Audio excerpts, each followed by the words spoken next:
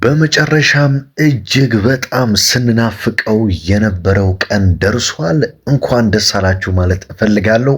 አሰልጣኝ ሚኬል አርቴታም እንግዲህ ተጠባቂውን መግለጫ ሰጥቷል። ስለ ዛሬ ምሽቱ ጨዋታ ማን ነው በጉዳት የማይሰለፈው፣ ማን ነው ደግሞ ለዛሬው ጨዋታ ዝግጁ ነው የሚለውን አሰልጣኝ ሚኬል አርቴታ አረጋግጧል። በመግለጫው ደግሞ እጅግ በጣም ያስደሰተኝ አንድ ንግግር አለ የአርቴታ እንደዚሁም መላው የአርሰናል ደጋፊዎችን ያስደሰተ ንግግር ነው ይሄ የአርቴታ ንግግር ማለት ነው። በመጨረሻ እንግዲህ የናፈቅነው ፕሪሚየር ሊግ ዛሬ ምሽት ይመለሳል።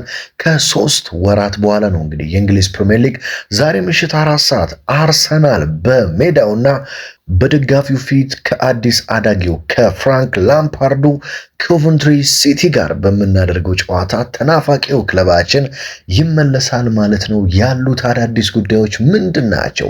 ስለ ዛሬው ጨዋታ ያለው መግለጫ፣ ስለ ኤዝሪ ኮንሳ፣ ስለ ማርቲኔሊ እንደዚሁም ስለ ጋብሪኤል ጄሱስ፣ ስለ ሉዊስ ስኬሊ፣ ስለነ ጁሊያን አልቫሬዝ እና ከናን ይልዲዝስ ምን አዲስ ነገር አለ የሚለውን እንደተለመደው በአማረ መልኩ ወደ እናንተ አቀርባለሁ። የዕለቱን የአርሰናል መረጃዎች ወደ እናንተ ለማድረስ አብርሃም ፍቅሬ የስቱዲዮ ሰዓቴን አክብሬ ተገኝቻለሁ።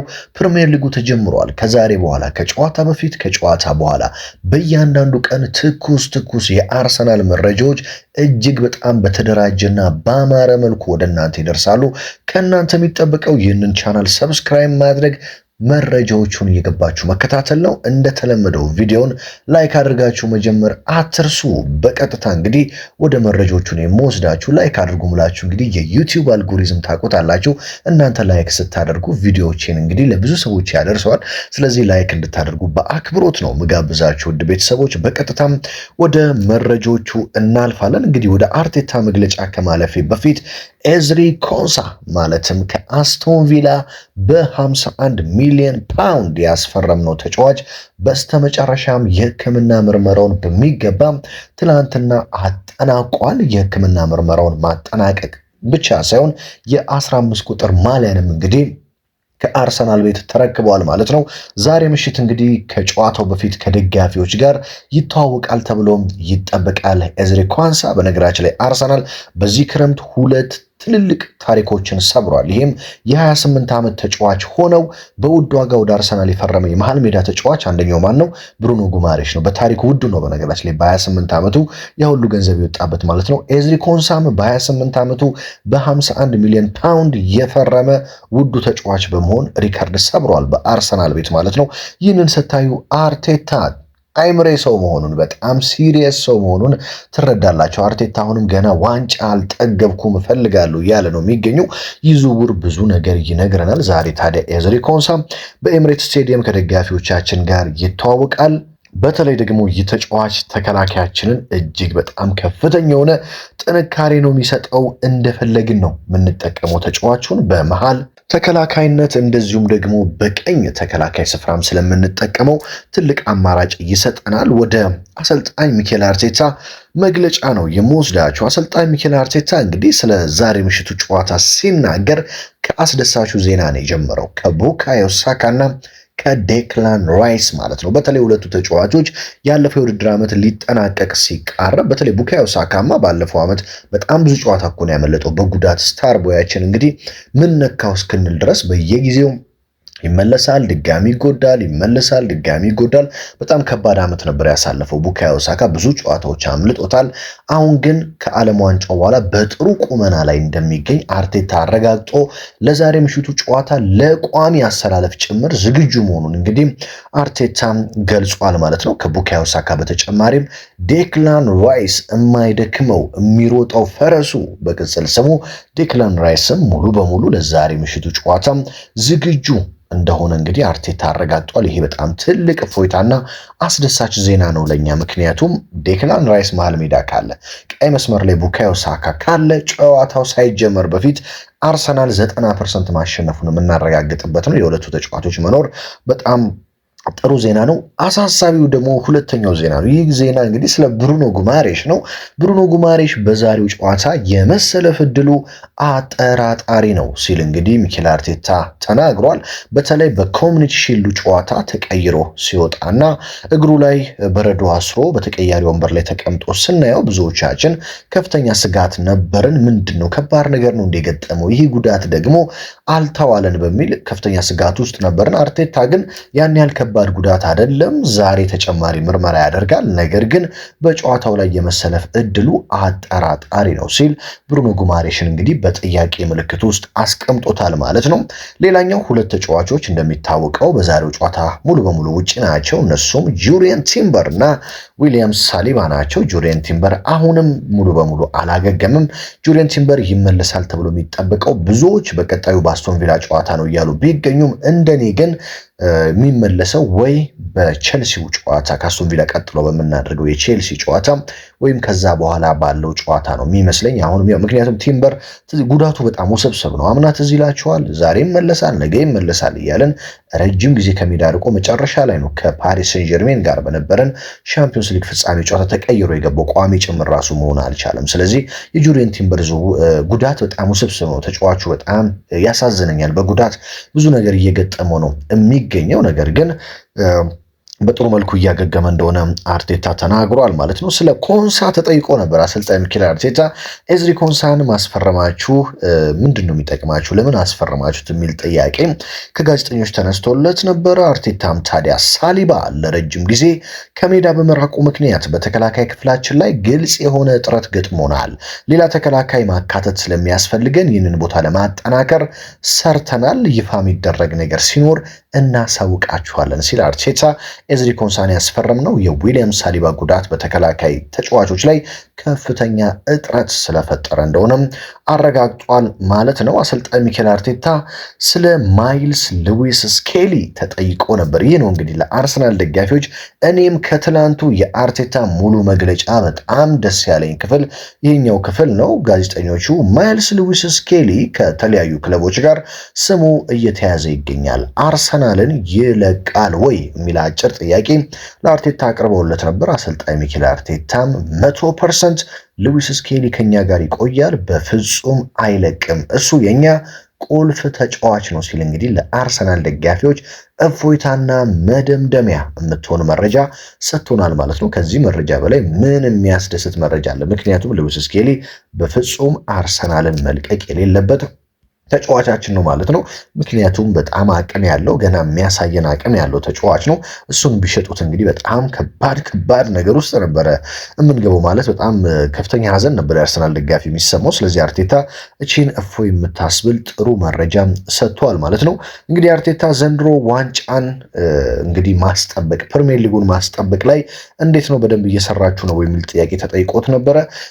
ከዚህ በፊት የፕሪሚየር ሊግ ዋንጫን አሸንፌ አላውቅም። አንዴን ያሸነፍኩት የፕሪሚየር ሊግ ዋንጫን ማስጠበቅ በአሰልጣኝነት ማለት ነው ምን እንደሚመስል ገና በዘንድሮ የውድድር ዓመት ነው የማየው። ነገር ግን የፕሪሚየር ሊጉን ዋንጫ ለመጠበቅ አቅም አለን ብዬ አስባለሁ። ስለዚህ ለዋንጫ እንደተራብን ነው የምንገኘው። እያንዳንዱን ነገር ጨዋታ በጨዋታ ነው የምናየው። እስከ ግንቦት ድረስ ነጥባችንን እያሳደግን ከጨዋታ ጨዋታ እያሸነፍን መጓዝ ግድ ይለናል ሲል እንግዲህ አርቴታ አሁንም በተጠንቀቅ ላይ እንደሚገኙ የአርሰናል ተጫዋቾች በግልጽ እንግዲህ አስፍረዋል ማለት ነው። ስለዚህ ያሉት መረጃዎች ይህንን ይመስላሉ። የተመለሱ ተጫዋቾች ነው ቡካዮ ሳካ፣ ዴክላን ራይስ አሉ። እንደዚሁም ደግሞ የማይኖሩ ተጫዋቾች ተብሎ ብሩኖ ጉማሬሽ በጥያቄ ምልክት፣ ሳሊባና ቲምበር እንደማይኖሩ ተረጋግጧል። በተለይ ሉዊስ ስኬሊ አርሰናልን አይለቅም መባሉ በጣም አስደሳቹ መረጃ ነው።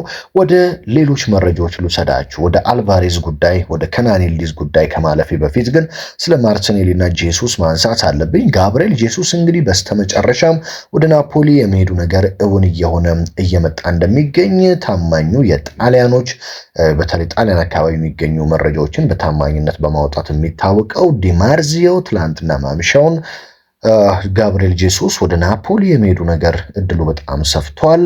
በተለይ ናፖሊዎች ለአርሰናል እየጠየቁ የሚገኙት ተጫዋቹን በውሰት ስጡን የሚል ጥያቄም ጭምር እንዳቀረቡ ከመግዛት አማራጭ ጋር ማለት ነው። ነገር ግን አርሰናል በቋሚነት ውሰዱት ነው እያለ የሚገኘው። በአሁኑ ሰዓት ንግግሮች እየተካሄዱ እየቀጠሉ ይገኛሉ። ጄሱስ ከአርሰናል ቤት የመለየቱ ነገር ምናልባትም እውን የመሆን እድሉ እየሰፋ መምጣቱን እንግዲህ ዲማርዚዮ ዘግቧል። ሌላኛው እንግዲህ ጋብሪኤል ማርቲኔሊ በስተመጨረሻም ፈላጊዎቹ በጣም እየበዙ መጥተዋል። ከዚህ በፊት እንግዲህ ጥቂት ፈላጊዎች የነበሩት ማርቲኔሊ አሁን ደግሞ በጣም የሚያስገርም ገንዘብ ጭምር የሳውዲ አረቢያው ክለብ አልሂላል ለአርሰናል ሊያቀርብ እንደሆነ ተሰምቷል። እስከ 95 ሚሊዮን ዩሮ ጭምር ለማርቲኔሊ መክፈል ይፈልጋል አልሂላል እየተባለ ነው የሚገኘው። ተጫዋቹ ከአልሂላል በተጨማሪ በእንግዲህ ጣሊያኑ ክለብ ዩቬንቱስ፣ ኢንተር ሚላን ጭምር እንግዲህ የማርቲኔሊ ፈላጊ ሆነው ብቅ ብለዋል ማለት ነው። የማርቲኔሊ ትልቁ ችግር እንግዲህ ወደ ሌላ ክለብ ሄጄ ቋሚ ከመሆን በአርሰናል ቤት ለቦታዬ ልፎካከር የሚል ሐሳብ ነው ያለው። ስለዚህ አርሰናልን ላይለቅ ይችላል። በተለይ ብዙ የአርሰናል ደጋፊዎች ደግሞ እንደ ምክንያት የሚያቀርቡት አርቴታ የማርቲኔሊን ተተኪ ሳያስፈርም ወይ አንድ አጥቂ ሳያስፈርም ማርቲኔሊን መሸጥ በፍጹም የማያዋጣ ነው፣ በክሪስቶስ ዞሊስ ብቻ አመቱን መቀጠል አያስፈልግም እያሉ ይገኛሉ። እንደኔ ግን ክሪስቶስ ዞሊስ እና ኤብሪቼ ኢዜ ለግራ መስመሩ በቂ ናቸው የሚል እምነት አለኝ። ተጫዋች ቢመጣ ጥሩ ነው፣ ካልመጣም ግን ማርቲኔሊ ቢሸጥ እነዚህ ሁለት ተጫዋቾች ይበቃሉ ብዬ አምናለሁ። ኤብሪቼ ኢዜ እና ክሪስቶስ ዞሊስ ማለት ነው። ስለዚህ ሁለቱ ተጫዋቾች የመልቀቅ ዕድላቸው እየሰፋ መጥቷል። እንግዲህ አርሰናል በከናን ይልዲዝ እና በሁሊያን አልቫሬዝ ጉዳይ የተሰሙ መረጃዎች ምንድን ናቸው? ሁሊያን አልቫሬዝ እንግዲህ ወደ ባርሴሎና በፍጹም እንደማይሄድ ተረጋግጧል። መቼም አይሄድም ወደዛ። ነገር ግን አሁን ላይ ያሉ መረጃዎች እንደሚያሳዩት ከሆነ አርሰናል አሁንም የጁሊያን አልቫሬዝን ጉዳይ እየተከታተለ ነው። ጥያቄ ማቅረብ እችላለሁ ወይ በሚለው እየተከታተለ ነው የሚገኘው ክለባችን። ከናን ይልዲዝን በተመለከተ በነገራችን ላይ አንድ ጥሩ ሊባል የሚችል መረጃ ነው የተሰማው። ምንድነው አርሰናል በተለይ ዩቬንቱስ ማርቲኔሊን እየፈለገ መምጣቱ አርሰናል ማርቲኔሊን ልስጣችሁና ከናን ይልዲዝን ስጡኝ በሚል ከተወሰኑ ገንዘቦች ጋር ንግግሩ ላይ እንደተካተተና አሁንም ነገሮች እየተካሄዱ እንደሆነ አርሰናል ይህንን ይፋዊ ጥያቄ ለማቅረብ እያሰበ እንደሚገኝ ነው እየተሰማ የሚገኘው ማለት ነው። በጣም አዋጭ ነው ብዬ ነው ማስበው። ማርቲኔሊን ሰተን የተወሰኑ ገንዘቦችን ጨምረን ከናን ይልዲዝን የምናገኝ ከሆነ በጣም ስኬታማ ዝውውር ነው ብዬ ነው ማስበው። ነገር ግን አሁንም ማርቲኔሊ በፍጹም አርሰናልን መልቀቅ አልፈልግም፣ እዚሁ ቆይቼ ቦታዬን አስጠብቃለሁ በሚል ሐሳብ ውስጥ እንግዲህ ክርክር ውስጥ እንዳለ ነው እየተሰማ የሚገኘው። ያው የጋብሪኤል ጄሱስ እንደምታውቁት የደሞዙ ጉዳይ ነው፣ ደሞዜን መቀነስ አልፈልግም ነው እያለ የሚገኘው። ናፖሊ ደግሞ ለጄሱስ አርሰናል የሚከፍለውን ያ ሁሉ ገንዘብ መክፈል አይችልም። ስለዚህ የጋብሪኤል ጄሱስ ጉዳይ ትንሽ ከደሞዙ ጋር የተገናኘ ነው። የአርሰናል ደጋፊዎች የተበሳጩበት ምክንያትም ያ ነው። እንዴት አርሰናል የሁሉ ዓመት ውለታ ውሎለት አርሰናል ቤት የሁሉ ዓመት አሳልፎ እንዴት ደሞዜን አልቀነስም በሚል እንደዚህ አይነት ትንሽ ክርክር ውስጥ ይገባል በሚል ነው የአርሰናል ደጋፊዎች ጋብሪኤል ጄሱስ ላይ የተበሳጩበት ጉዳይ ማለት ነው። በዛሬው ጨዋታ እንግዲህ አርቴታ ምን አይነት አሰላለፍ ይዞ ሊገባ ይችላል የሚለው በጣም የሚጠበቅ ነው። በሜዳችን ኤምሬት የሚደረግ ጨዋታ ነው። እንግዲህ ግብ ጠባቂ ግብ ጠባቂያችን ግድግዳው ዴቪድ ራያ ነው የሚሆነው። ዋናው ግብ ጠባቂያችን ወደ ሜዳ ተመልሷል ከኮሚኒቲ ሺልዱ በኋላ ማለት ነው። የተከላካይ ስፍራችንን ስንመለከት ራሱ የኮሚኒቲ ሺልዱ የተከላካይ ስፍራ ይደገማል ተብሎ ይጠበቃል። ሪካርዶ ካላፊዮሪ፣ ጋብሪኤል ማጋሌሽ፣ ክርስቲያን ሞስኬራ እንደዚሁም ቤን ዋይት የተከላካይ ስፍራዎቻችንን ይመራሉ ተብሎ ይጠበቃል። ቤን ዋይት በቀይ፣ ሪካርዶ ካላፊዮሪ በግራ እንደዚሁም ጋብሪኤል ማጋሌሽ እና ክርስቲያን ሞስኬራ የመሃል ተከላካዩን ስፍራ ይመራሉ ተብሎ ይጠበቃል። መሃል ሜዳ ላይ ስንሄድ ብሩኖ ጉማሬሽ በዛሬው ጨዋታ ይኖራል ተብሎ አይጠበቅም በጉዳቱ ምክንያት። ስለዚህ በዛሬው ጨዋታ መሃል ሜዳ ላይ ሉዊስ ስኬሊ ይኖራል። ሉዊስ ስኬሊ ካለ ደግሞ በብሩኖ ጉማሬሽ ፈንታ ዴክላን ራይስ መሃል ሜዳው ላይ ሞተር ሆኖ ይንቀሳቀሳል ተብሎ ሲጠበቅ፣ ሌላኛው በጣም በድንቅ ብቃቱ በኮሚኒቲ ሺልድ ያስደነቀን የጨዋታው ኮከብ የተባለው ማርቲን ኦዲጋርድ በመሃል ሜዳው ላይ ከስኬሊና ከራይስ ጋር ይጣመራል ተብሎ ይጠበቃል። ማርቲን ኦዲጋርድ በነገራችን ላይ በጣም በድንቅ ብቃቱ ላይ ነው የሚገኘው። ያዝልቅለት፣ ከጉዳት ነፃ ይሁን እያልን ነው እየተመኘንለት የምንገኘው። ስለዚህ ኦዲጋርድ ዛሬም አምበልነቱን እየመራ መሃል ሜዳውንም እየመራ ይገባል ተብሎ ይጠበቃል። እንግዲህ ወደፊት ለፊት መስመር ስናመራ ዛሬ ቡካዮ ሳካ ወደ ቋሚነት ይመለሳል ተብሎ ነው የሚጠበቀው።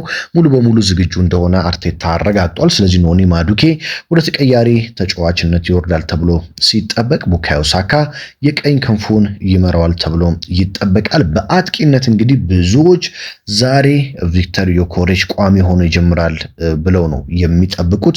እንደኔም ቪክተር ዮኬሬሽን ዛሬ ያው ከኮቨንትሪ ሲቲ ጋር መሆኑን ተከትሎ አርቴታ ቅድሚያ ይሰጠዋል ብዬ አምናለሁ። ሃቨርት ምናልባትም ተቀያሪ ወንበር ላይ ሊቀመጥ ይችላል። ነገር ግን ምክንያቱም አርቴታ ብዙ ጊዜ ሃቨርትን ታውቃላችሁ በጣም በወሳኝ ጨዋታዎች ላይ ያው ከዮኬሬሽ በላይ ሃቨርትን ነው የሚመርጠው። እኔም ብሆን ሃቨርትን ነው የምመርጠው። በጣም ወሳኝና ምርጡ ተጫዋቻችን ነው ከሃቨርት በሲቲው ጨዋታ፣ በፓሪስ ሰን ጀርሜን የፍጻሜ ጨዋታ፣ ከዛ በፊት በነበሩ ብዙ ጨዋታዎች ላይ ከሃቨርት ወሳኝነቱን በሚገባ አስመስክሯል ብዬ ነው የማምነው። ለዛሬው ጨዋታ ግን ኮቨንትሪ ሲቲ ነው፣ አዲስ አዳጊ ነው፣ በሜዳችን ኤምሬት ነው፣ የውድድር ዓመቱ የመጀመሪያ ጨዋታ ነው። ስለዚህ ለዮኬሬሽ እድል ቢሰጠው ጥሩ ነው ብዬ አምናለሁ። ቪክተር ዮኬሬሽ በጣም እንደው ፈጣሪ መረድቶት ዘንድሮ ብቃቱን ቢያሳይ ያ በስፖርቲንግ ቤት የምናውቀው አምና በነገራችን ላይ ጥሩ እንቅስቃሴ ነው ያደረገው እንደ መጀመሪያ ዓመቱ። ነገር ግን ሁለተኛ ዓመት ሲሆን ብዙ ነገር ትጠብቃላችሁ። አንደኛ ፕሪሚየር ሊጉን ለምዶታል፣ አንድ ዓመት ተጫውቶበታል፣ ብዙ ጨዋታዎችን ቋሚ እድል ተሰጥቶታል ቪክተር ዮኬሬሽ። ስለዚህ ከዛ በደንብ ተምሮ ዘንድሮ ጥሩ ነገር እንዲያሳየን ትልቁ ምኞቴ ነው፣ ለሱ መመኘለቴ ነው። ምክንያቱም የእንግሊዝ ሚዲያዎች ታውቃላችሁ በጣም ከባዶች ናቸው። ተጫዋች ይገላሉ። የእንግሊዝ ሚዲያዎች በተለይ ጥቂት ጨዋታ እንኳን ግብ ካላስቆጠራችሁ ጥሩ ካልሆናችሁ ምን ነካው በሚል ዜና ቀን ሙሉ ሲሰሩባችሁ ድንጋጤ ውስጥ ነው የሚከታችሁ። በራስ መተማመናችሁ ነው የሚያጠፉባቸው። ከዛ ሰለባ እንዳይሆን በጣም የምመኝለት ተጫዋች ቪክተር ዮኬሬሽ ነው። በጣም ጥሩ ሆኖ ግቦችን ማስቆጠር ቢጀምርና ከነዚህ የሚዲያ እንግዲህ ወሬዎች ቢድን በጣም ደስ ይለኛል። ምክንያቱም አንዴ አፋቸው ውስጥ ከገባ ተጫዋቹ በጣም ይጎዳል የሚል እምነት ስላለኝ ማለት ነው። በግራ ክንፍ ላይ እንግዲህ ክሪስቶስ ዞሊስ ዛሬም ቋሚ ሆኖ ይጀምራል ተብሎ ይጠበቃል። ይህ ግሪካዊ ተጫዋች በክለባችን አርሰናል በጣም ድንቅ ብቃቱን እያሳየ ነው የሚገኘው። ገና ካሁን ወደ 5 የሚጠጉ አሲስቶችን አድርገዋል። በኮሚኒቲ ሺልድ ጨዋታ 2 አሲስቶችን በማድረግ ከአርሰናል 3 ግቦች በሁለቱ ላይ ቀጥተኛ ተሳትፎ ማድረግ የቻለ ተጫዋች ነው። የመጀመሪያዋ ግብም ስትቆጠር በነገራችን ላይ በጣም ወደ ማዱኬ ከላይ ወደ ታች የገለበጣት እሱ እንደሆነ አይታችኋል። በጣም ድንቅ እንቅስቃሴ ነው ያደረገው። ስለዚህ የአርሰናል ደጋፊዎችን አሁን ደግሞ በፕሪሚየር ሊጉ ምን ያሳየናል የሚለውን ለማየት በጉጉት የምንጠብቃቸው ነው። ዛሬ ምሽት እኔ በጉጉት ከማየት ከምጠብቃቸው ተጫዋቾች አንዱ ዞሊስ ነው። ምክንያቱም ፕሪሚየር ሊጉን ቶሎ ይላመዳል የሚለውን ለማየት ከዛሬ ጀምሮ ክሪስቶስ ዞሊስን በደንብ ለማየት ጓጉቻለሁ። አርሰናልም ደግሞ በኮሚኒቲ ሺልድ ያሳየን ጨዋታ አለ። ዛሬ ያንን ይደግመዋል ወይ? በክለባችን አርሰናል በኮሚኒቲ ሺልዱ ጨዋታ የሰጠንን በራስ መተማመን የሰጠንን ኮንፊደንስ አሁንስ በደንብ አድርጎ ያስቀጥልልናል የሚለውን በዛሬ ምሽቱ ጨዋታ ነው በደንብ የምናረጋግጠው። ስለዚህ የዛሬው የአርሰናል አሰላለፍ ይህ ይሆናል ተብሎ ይጠበቃል። እናንተ የለም በዚህ ቦታ እንትና ቢገባ በዚህ ቦታ ያ ቢገባ የምትሉት ሀሳብ ካለ ሀሳባችሁን እንግዲህ እንድታስቀምጡልኝ ኮመንት ላይ እጋብዛችኋለሁ። በነገራችን ላይ በጣም የምንናፍቀው ፒኤል ወይም ፕሪሚየር ሊግ ተመልሶልናል። ይሄ በጣም አስደሳች ዜና ነው። ሁላችንንም እንኳን አደረሰን ማለት ፈልጋለሁ። እንዳልኳችሁ በሁሉም ቻናሎቼ በየቀኑ አርሰናልን የሚመለከቱ መረጃዎች በደንብ ይቀርባሉ። ትዝ ይላችኋል የዛሬ ዓመት ነበር የዩቲዩብ ቻናላችንን የከፈት ነው በይፋ ወደ እናንተ መድረስ የጀመርኩት። እንግዲህ ወደ 50,000 በሁሉም ቻናሎች በዚህ በዋናው ቻናል እስከ 35,000 ተከታዮችን አፍርተናል። ለዚህ በጣም ከልብ ነው የማመሰግናችሁ።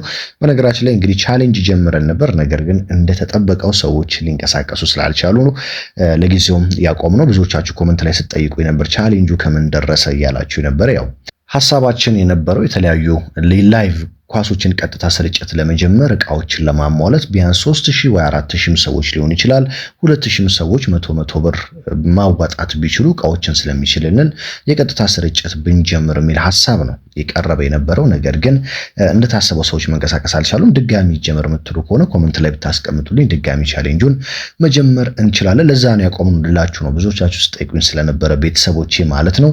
ሀገር ውስጥ በተለይ ከባህር ማዶ በውጭ ሀገር የምትኖሩና ሰፖርት ማድረግ የምትፈልጉ ሰዎች ካላችሁ ኮመንት ላይ ብትጽፉልኝ ሰፖርት ማድረግ እንፈልጋለን የሚለውን ነገር ብትጽፉልኝ በድጋሚ እንግዲህ የኔን ኮንታክት በምን ልታገኙኝ እንደምትችሉ ማስቀመጥ እችላለሁ። ስለዚህ ሐሳባችሁን ኮመንት ላይ አስቀምጡልኝ። ስለዛሬው ጨዋታ ምን ታስባላችሁ? ማንን ማየት ትጠብቃላችሁ? ማን ግብ ያስቆጥራል? ማንን ነው ማየት የምትፈልጉት የሚለውን ሐሳባችሁን ኮመንት ላይ አስቀምጡልኝ። ከጨዋታ በኋላ ደግሞ ነገ ጠዋት በውጤት መረጃ በድል መረጃ እንገናኛለን ብዬ ጠብቃለሁ። እስከምንገናኝ ድረስ በያላችሁበት ሰላም ተመኘውላችሁ።